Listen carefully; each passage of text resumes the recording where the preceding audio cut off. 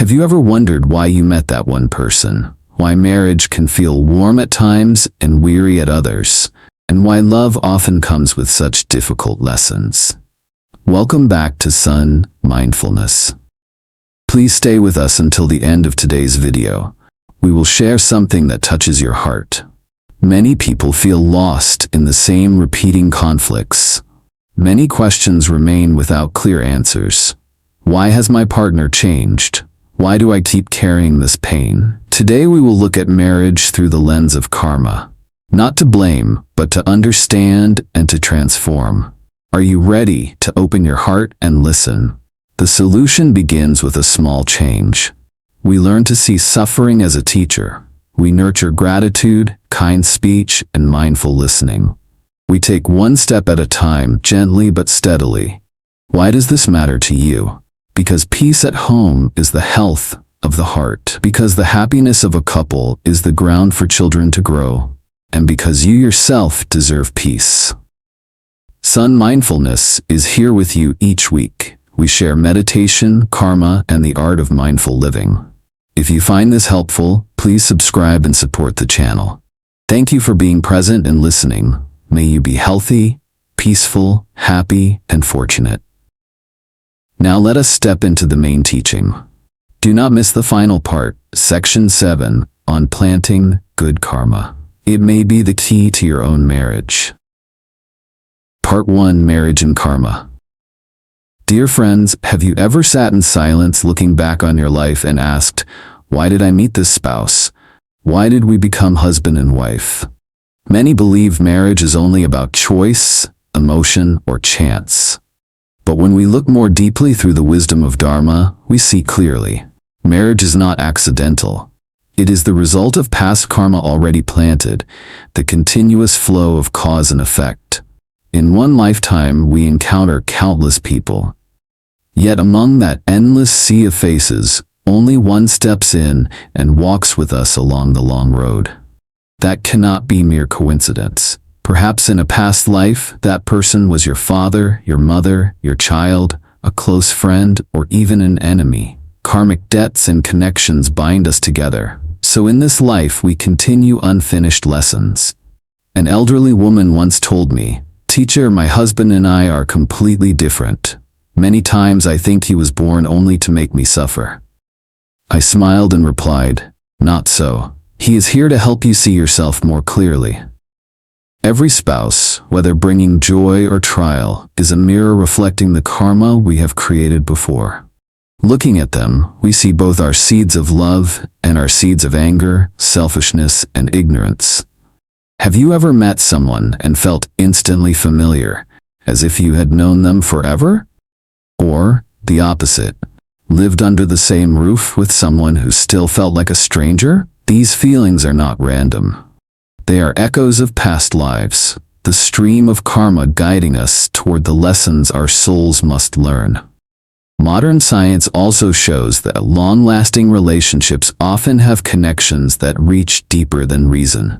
Psychological studies suggest we are drawn to those who reveal the missing parts of ourselves.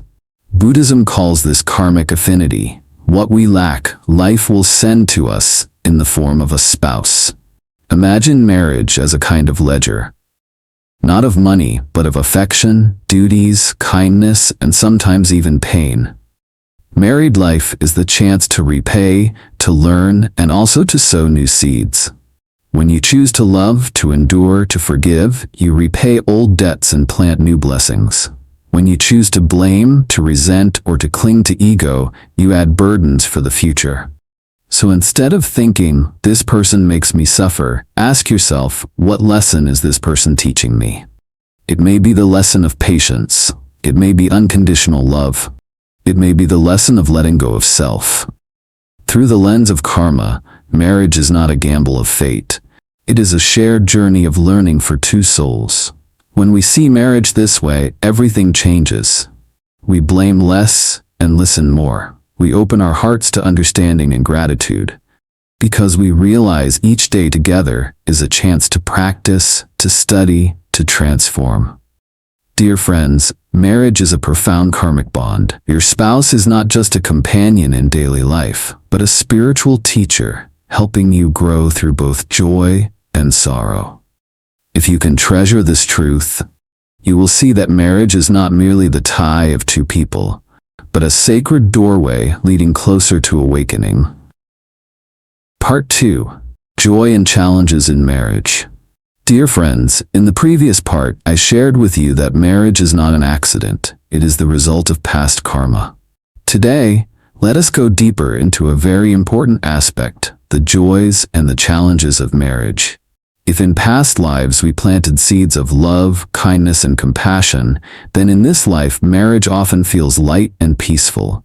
A spouse feels like a true companion, bringing harmony wherever you go, warmth in every moment, as if this life continues the blessings of the past. But if we once sowed hurt, betrayal, or pain, then in this life, challenges will return. Not as punishment, but as a chance to relearn lessons left unfinished. Some couples live together with joy as bright as sunlight. Just a glance at each other brings peace. Yet for others, conflict and disagreement arise every day, like storms inside the home. Have you ever asked, why do they have a happy marriage while I live in sorrow? The answer is not luck or misfortune. It is the different karma each one planted before. And here's the truth. We are not only reaping past karma, we are also planting new seeds right now, in every word and every action. An older woman in America once told me, "Teacher, living with him always irritates me." But one day I realized, without him, I would never have learned patience. Do you see, friends, that suffering is often the most vivid teacher karma gives us? In marriage, joy is the reward for love once given. But hardship is the training ground for letting go, for forgiving, and for opening the heart wider. Joy teaches us to treasure life. Suffering trains us in endurance, humility, and wisdom. Someone once asked me, "Teacher, what should I do when my marriage is so full of difficulties?" And I answered, "Do not see hardship as punishment. See it as opportunity. If you face it with compassion and forgiveness, you not only resolve the conflict, you also free yourself from karma." Modern psychology also describes this truth differently. Every conflict in marriage is a chance to understand each other more deeply. If you listen and seek healing, your bond will grow stronger. If you only blame and resent, the relationship will crack and weaken. Both joy and sorrow are essential. A marriage with only joy but no challenge is like a student who only receives praise and never assignments. There is no growth. A marriage with only challenges but no joy is like a student given only tests but no encouragement. The spirit is crushed. It is the weaving together of both joy and hardship that paints the complete picture of marriage. So do not fear sorrow and do not cling tightly to joy. See them both as gifts life offers, meant to nurture compassion, train endurance, and expand wisdom. In the end, marriage is not simply the affair of two people. It is the classroom of the soul. Every smile, every tear is a lesson. And if we choose to learn, we will grow, become more compassionate, and love more deeply. Part 3. The educational nature of marriage. Dear friends, try to imagine marriage as a very special kind of school. There are no teachers standing at a podium, no blackboards, no chalk. Yet every single day is full of lessons. Every argument, every embrace, every gentle word, even a cold silence, all become pages in the textbook of life. Marriage is truly a spiritual school where the soul is trained day by day. Many people believe their happiness or their suffering is caused only by their spouse. He makes me miserable. She makes me unhappy. But the truth is, your spouse is not the ultimate cause. They are simply the instrument through which karma is allowed to unfold. They give the seeds within you the chance to sprout. If anger lies in your heart, one word from your spouse will awaken it. If love is alive in you, one tender glance can make your heart blossom. That is why a spouse is like a truthful mirror, reflecting your own self back to you. I remember one elderly woman once shared with me, "Teacher, I can be patient with strangers, but when I come home, I lose my temper with my husband so easily." I smiled and replied, "That is your real test. Strangers only touch the surface. But your spouse reaches deep into the roots of your heart. Only then can you see what still needs to be transformed."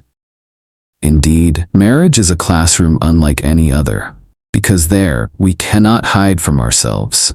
Living under one roof, all habits, strengths, and weaknesses are exposed. In that closeness, we see ourselves more clearly than ever before.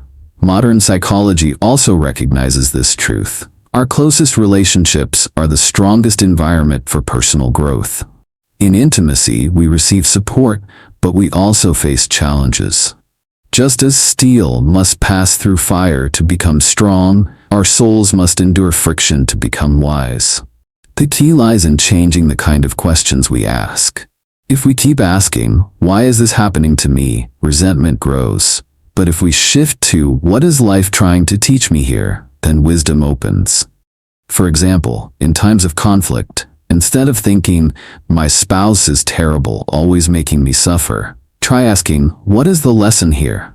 Do I need to learn deeper listening? Do I need to let go of pride and love more fully?"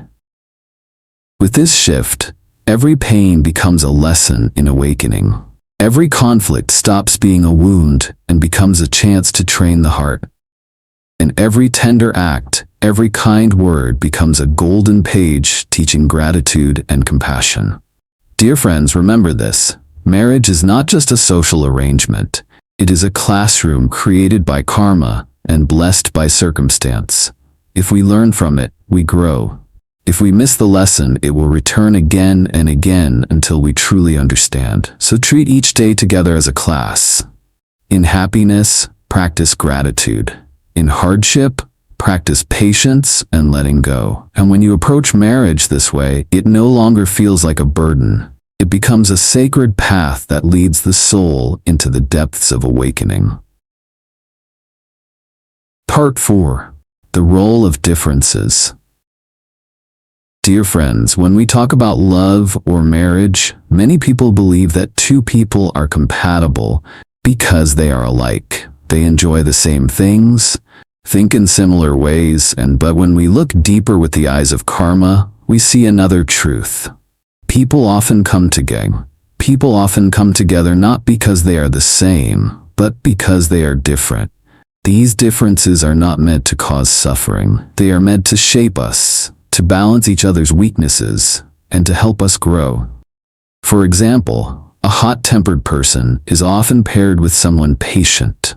The one with fire prevents the relationship from stagnating, while the patient one protects the family from impulsive collapse.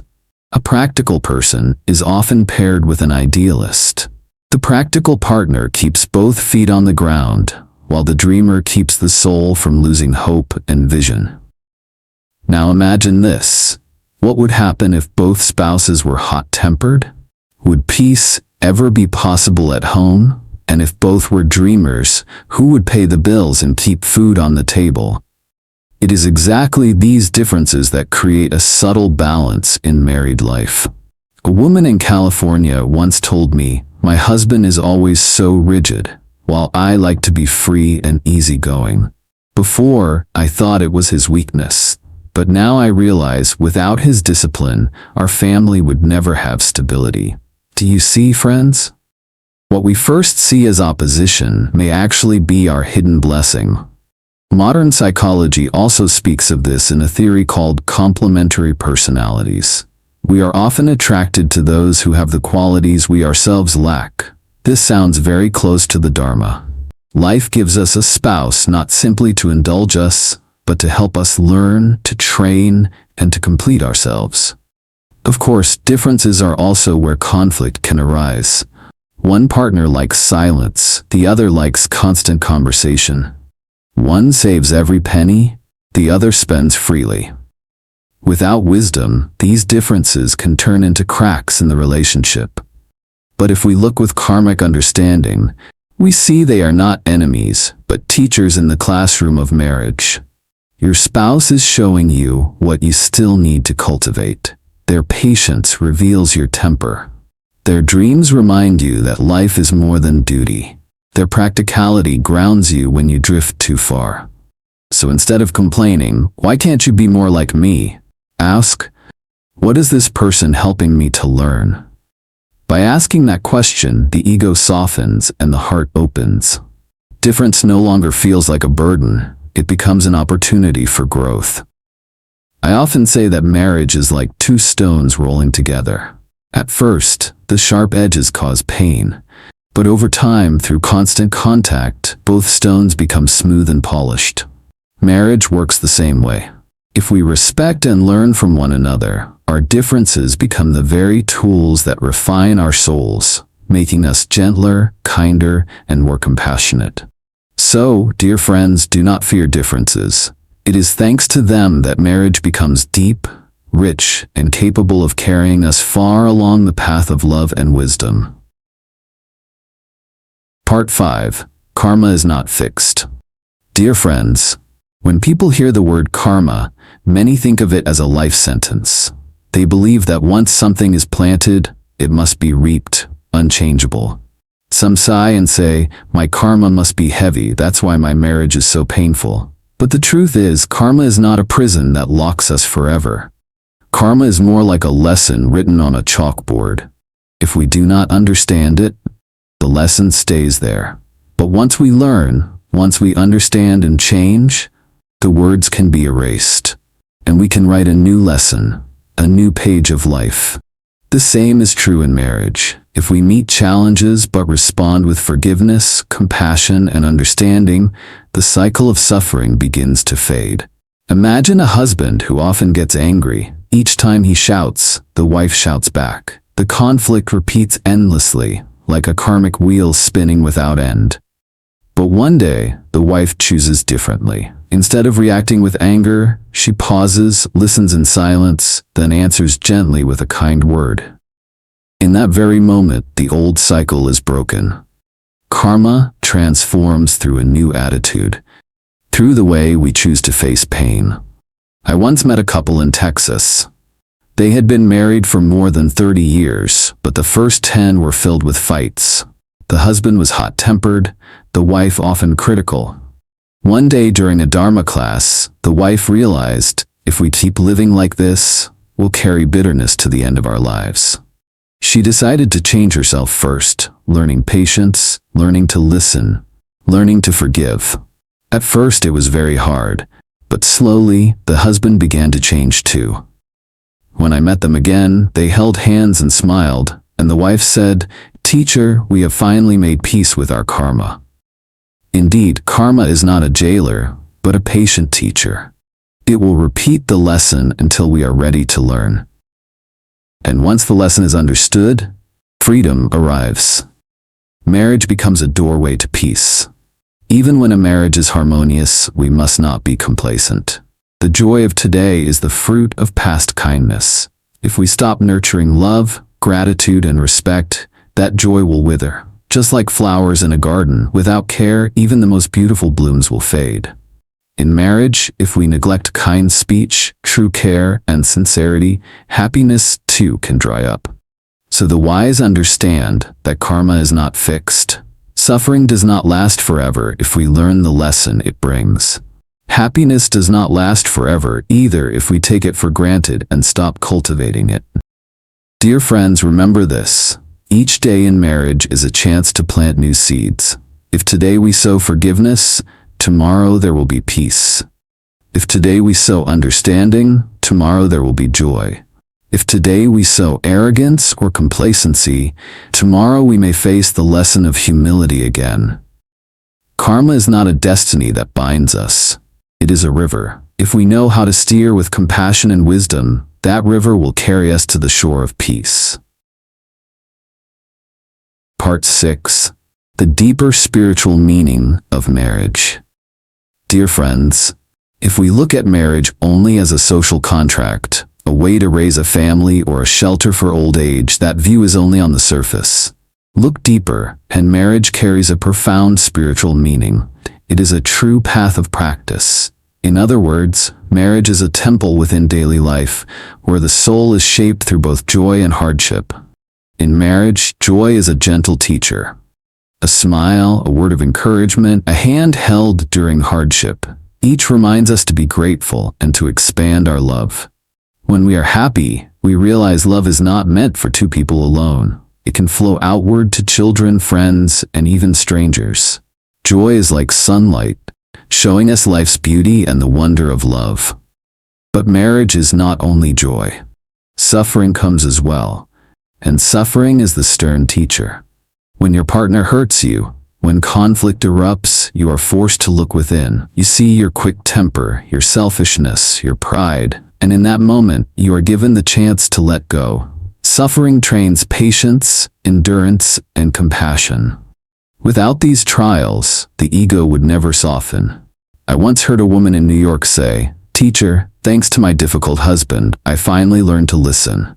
If not, I would have always insisted on my own way." That is how marriage becomes a dharma hall. No bells, no chants.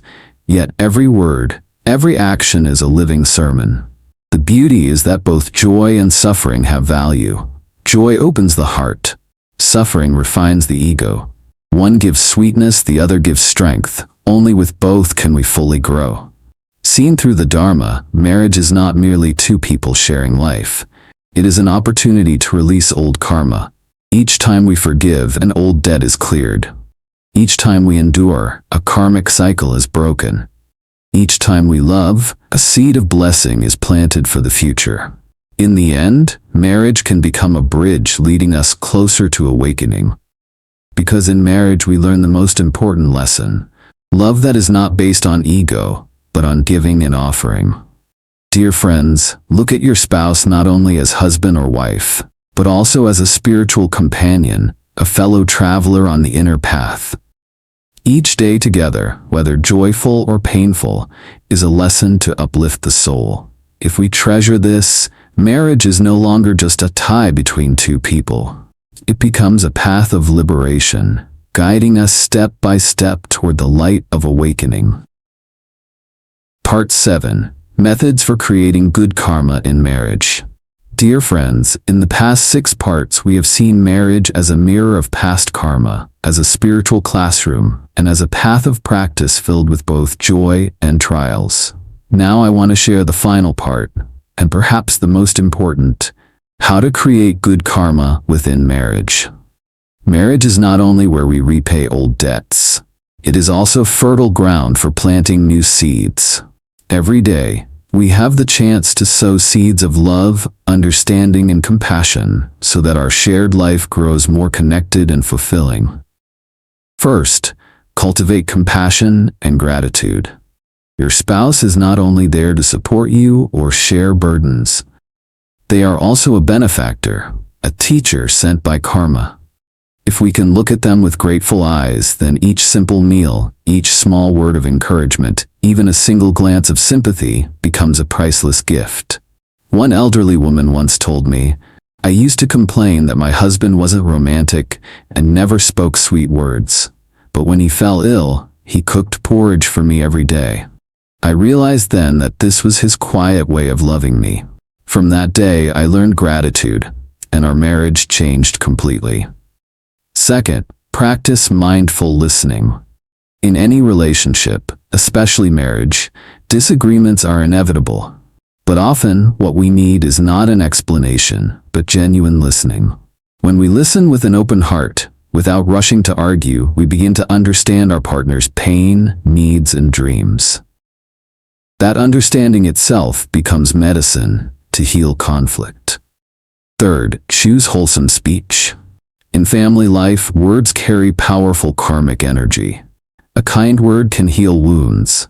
A harsh word can leave scars for a lifetime.